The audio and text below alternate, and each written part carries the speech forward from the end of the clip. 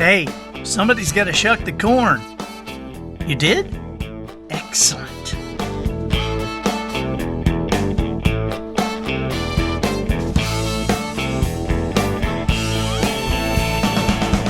Good morning, afternoon, or evening. You are listening to the Professional Noticer.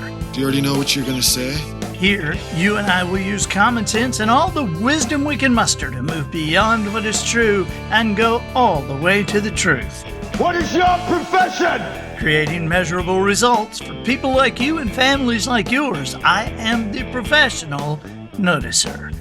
Hello, everyone. I'm Andy Andrews. Hey, thank you for making me a part of your week. Our topics will sometimes seem to vary wildly, but it's only because the things you care about most are often greatly affected by the things you care about least. Therefore, we will field questions about business, spiritual issues, popular culture, and tackle the occasional conundrum like, if white wine goes with fish, do white grapes go with sushi? My purpose here today, and with every show we do, is to play the part of a best friend or a coach. I want to help you live the life you would live if all your toughest questions were answered. The Professional Noticer is sponsored this week by our friends at Tucker ATV, the small town business with the national reputation. You guys have got to just veer off on your vacation somehow and end up in Jackson, Alabama. It's not on the interstate, but people are heading off the interstate all the time to go to Jackson just to visit the guys at Tucker ATV. Shannon and Lisa will meet you in person. I mean, one of them is there all the time, and sometimes both of them. They treat customers like family, which is why people from 14 states have done business with Tucker ATV. You got to visit the Tucker ATV Facebook page and read Lisa's articles.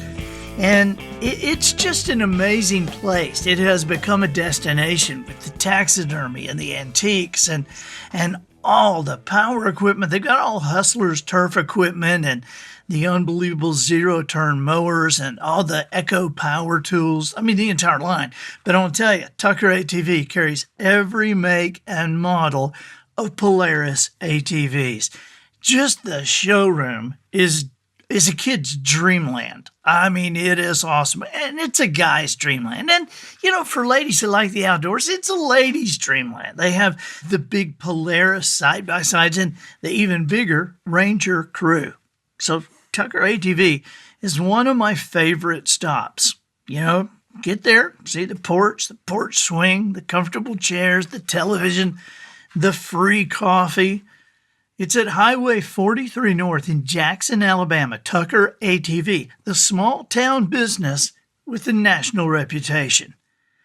Okay, observations and answers. That's what we do here. I deliver the observations and you provide the questions. Questions coming in from listeners now in 75 countries, just added Aruba. So hi to the folks in Aruba. And we're going to go with questions. We need your questions. Nobody should be embarrassed to ask one. The person who never asks a question, they either know everything or they know nothing. But we need your questions. Just 1-800-726-ANDY or the Professional Noticer at andyandrews.com. Either way, we need your questions. And if we use your question on the podcast, you'll have your choice of the 100-Year Parenting, the online course, or the Guided Traveler Experience. So please send those questions in. The quality of your answers will be determined by the quality of your questions. This week, our first question is from Harris. He's from Oklahoma. Let's listen. Hi, Andy. This is Harris from Oklahoma. I have a quick question about a person. I don't really need to say a name for obvious reasons, and this is not really a critical situation, but it is driving several of us crazy, so I told my group that I would ask you. We are part of a community effort to fund and construct playgrounds for inner-city children. While this might seem straightforward for a committee of 12 people, we have a member of this relatively small leadership group who seems to question every move we make. He is late for meetings and drags them beyond the time we have set aside with his questions and comments. Most of the time, these comments and questions are not even relevant, and they create confusion, especially in the minds of our newer members. My question is this: how can we tone him down? We have already tried talking to him about his disruptive behavior. In fact, we've approached him twice about it, and each time he has promised to stop, but there is no change that we can see. So what do we do? Thank you very much. Harris, thank you for the question. And, brother, a couple of lines into your question, I already knew the answer. But first of all, I have to dispute something that you said in your second sentence. Your second sentence was something like, you don't need to say a name, but this is not really a critical situation. Man, this is a critical situation. I'm telling you, you're a part of a group that is creating playgrounds for inner city children, and if you don't get this done, if you don't fund it, if you don't construct them, these kids don't get playgrounds. This is a critical situation, and you have one guy stopping it. You know, there's a reason that you're being driven crazy, and yet it's not really his fault. This is your fault. I mean, this is a committee of 12 people, and you know what? This is nothing new. I'm not incredulous that you've talked to him twice and that he's not modified his behavior. I'm not blown away that that you guys have tried to help, because I want to tell you something. I have watched through the years with more committees or more organizations or more leadership groups. I have seen one person hijack those things so often that you would be blown away, Harris. And what is absolutely shocking to me is that over and over again, people seem to think that well, we can help this person not do this so much. Well, look, you've got a very critical situation, in my view, in that these children, who they may not know that there is a playground on the line here, but in effect, they're waiting for action from somebody. You can provide this, and you've got 11 people catering to one. In the grocery store, if you look in the fruit and vegetable section, and you go over to the apples, and you just glance through the apples, one thing that you can be sure of, in a grocery store, you won't see any rotten ones laying there. And the reason is because when an apple starts to rot, it releases a chemical called ethylene.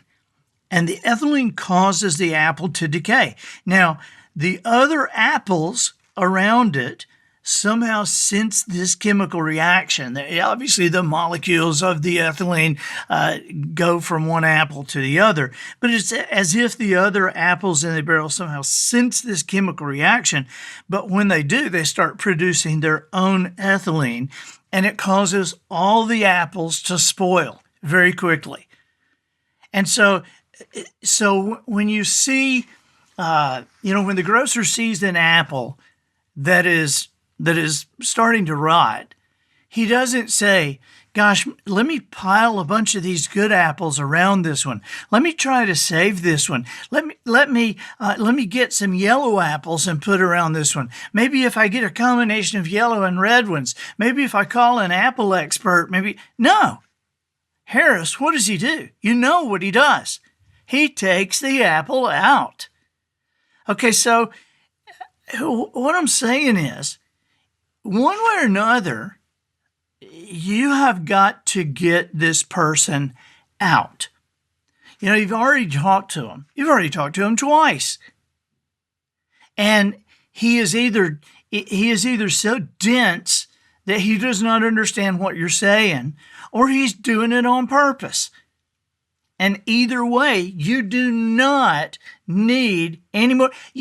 There has been more time wasted and more money lost by a committee of people trying to keep one person in line than any other thing in the history of committees. That's it, as simple as I can put it. Harris, you have a rotten apple. And you mentioned that it's confusing some of the newer members. You see what's happening here? Unless you want these newer members to start acting and thinking like this guy, you better get him out of there. Okay? All right. Thanks, Harris. Let us know what happens. I'd be very interested in how you handle this supermarket problem. Okay, I'm Andy Andrews, the professional noticer, harnessing common sense and wisdom to plow through the challenges of the day, all the way to an answer for you. Our next question is from James. He's from Indiana. Let's listen. Hi, Andy. This is James from Indiana. Hey, first of all, I wanted to thank you for the tremendous insight that you've been providing us over the years. It's really been a true blessing. And we're really looking forward to the kickoff of Wisdom Harbor. So, for my question. My 22-year-old son is a football player. That's kind of been his identity since he first strapped on the pads over 10 years ago. He went to school so he could play football. He got good grades so he could play football. He took up wrestling so he could be a better football player. He took up Olympic powerlifting so he could be a stronger, better football player. The NFL was not just his dream, it was his assumption. Unfortunately, as often happens, the dreams of youth are often met with harsh realities of, reality.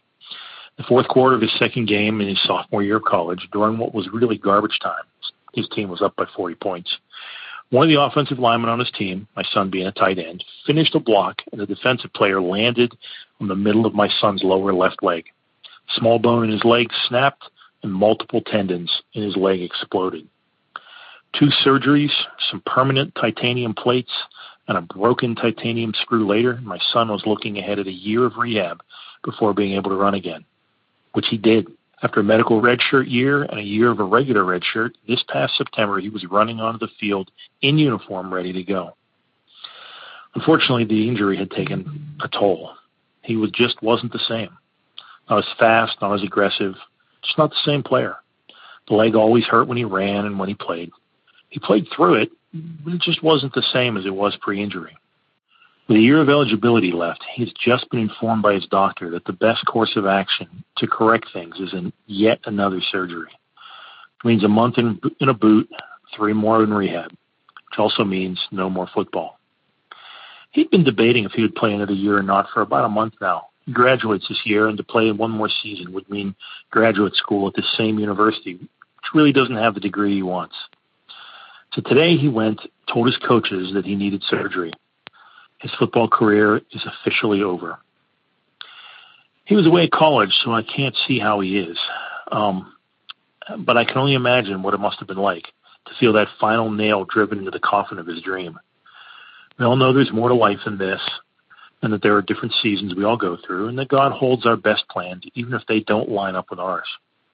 None of that knowledge, however, makes a moment like this any less poignant for him. So, my question is, any words of wisdom from someone who has had his share of dream-breaking moments in life? Looking forward to hearing the answer. Thanks. James, thank you for taking the time to send this. I am so sorry. I am like you. I have a hard time imagining what it must have been like for your son to go into the coach's office and give them that news, knowing that his football career is, as you say, it's officially over.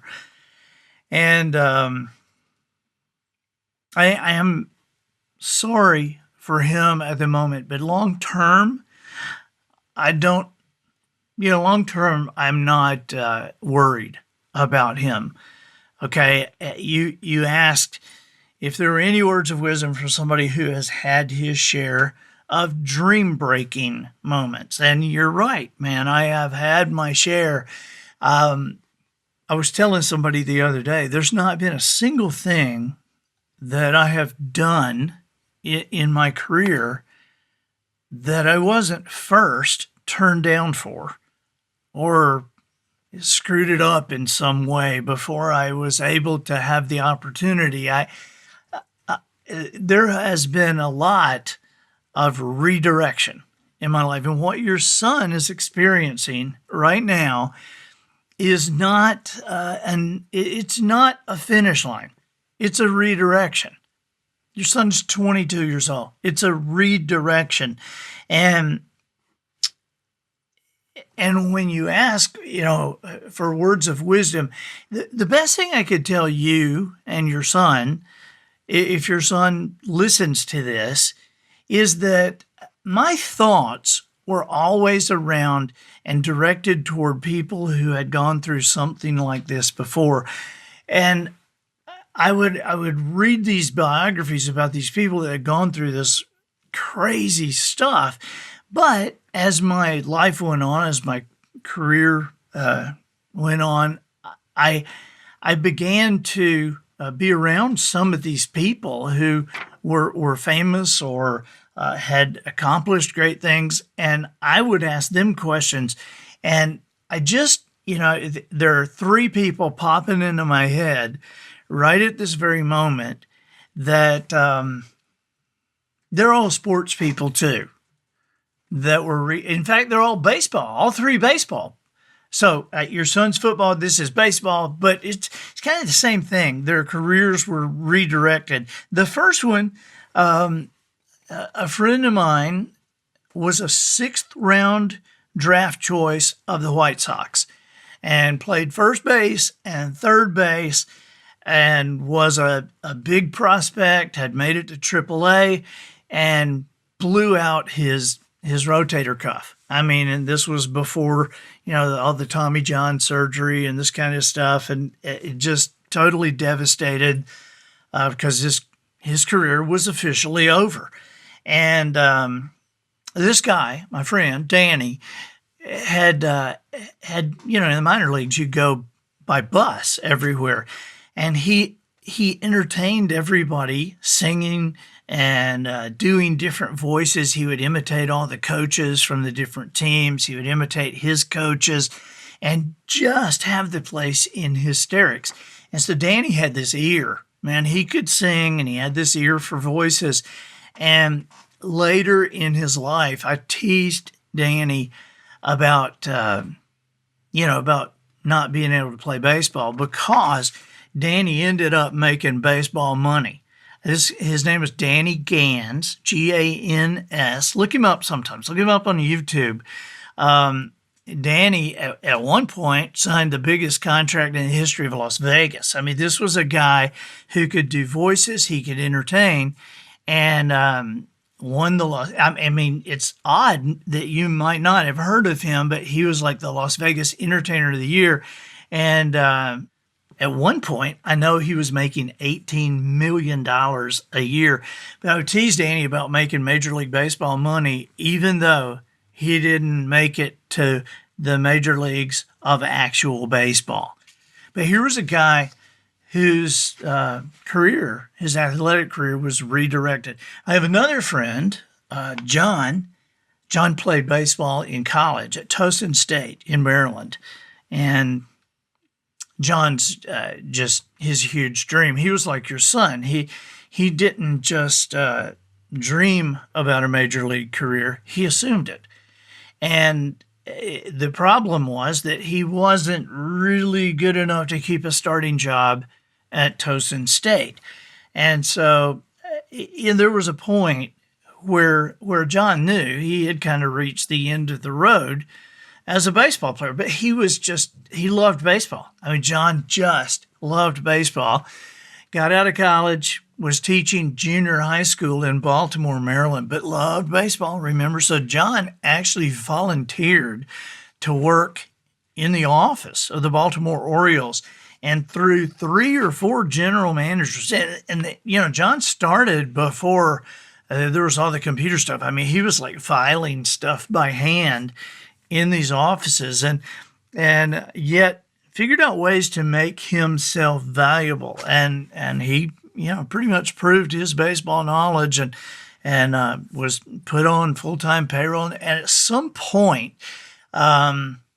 at some point, the Kansas City Royals, who were always horrible at that time, had called the general manager of the Orioles, and they're looking for a new general manager.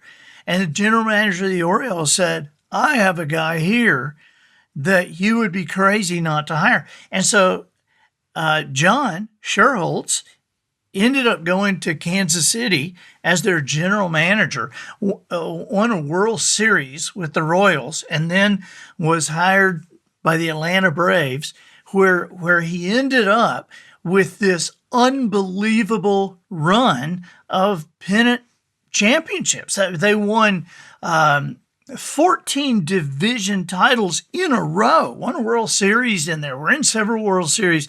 And, John Sherholtz is in the Major League Baseball Hall of Fame.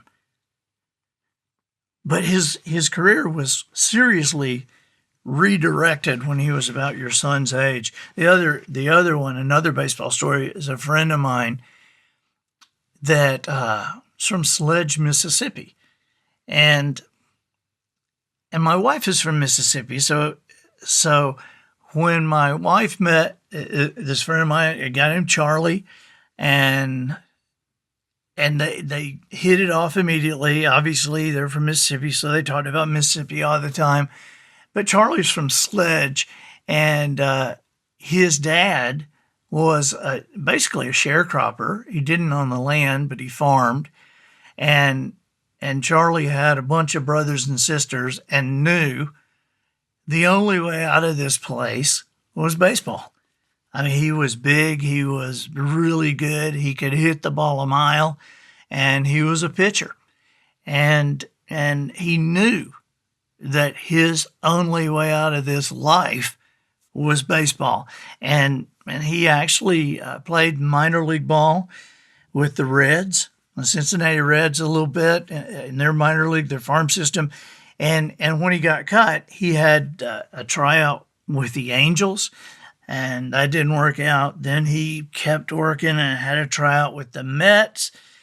And by this time, he was 24 years old, and that didn't work out. And so nobody would even look at him anymore. He played semi-pro ball in, I think it was Montana, in Missoula, Montana.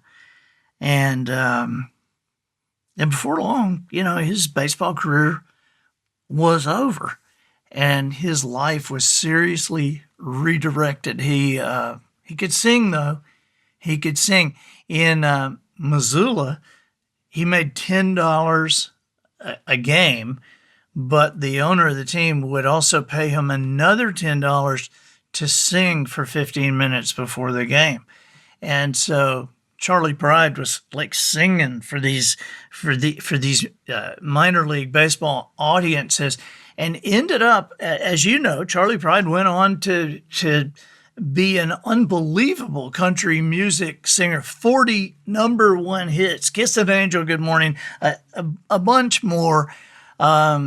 Charlie is awesome. His wife, Rosine, they live in Dallas. He just awesome guy, but his life was seriously redirected at one time. So James, put your arm around your son and assure him that this is a redirection. This is not a finish line. This is not a box canyon. This is not the end. It's a redirection. This is a beginning, and we'll be telling his story one day. Okay? Okay. Well, I think that'll do it for this week. So get us out of here, Matthew.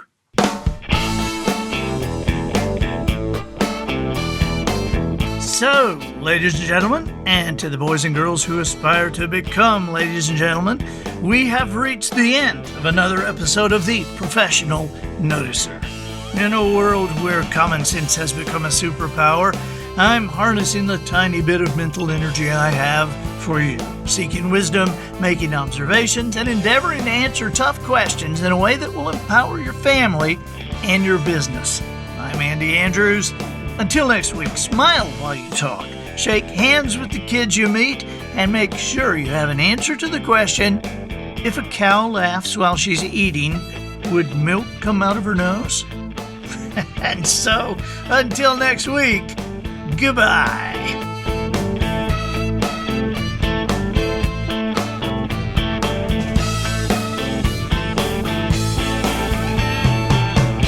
This episode of The Professional Noticer was produced by Matt Limpert. The Noticer theme, written and performed by Sugarcane Jane. Chocolate Easter bunnies provided by Twinkle and Smoke of Beverly Hills. Additional financial consideration provided by thepeopleupstairs.org.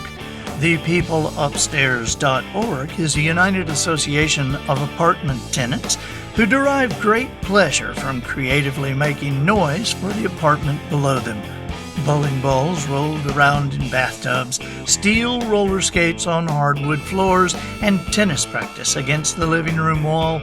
All these are innovative ways thepeopleupstairs.org use regularly to drive the people who live under them absolutely crazy.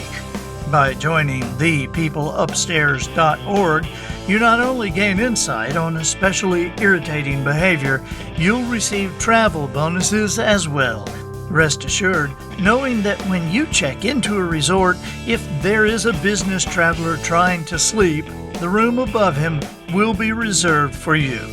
That's thepeopleupstairs.org. Join now and learn how to host your own night of professional wrestling.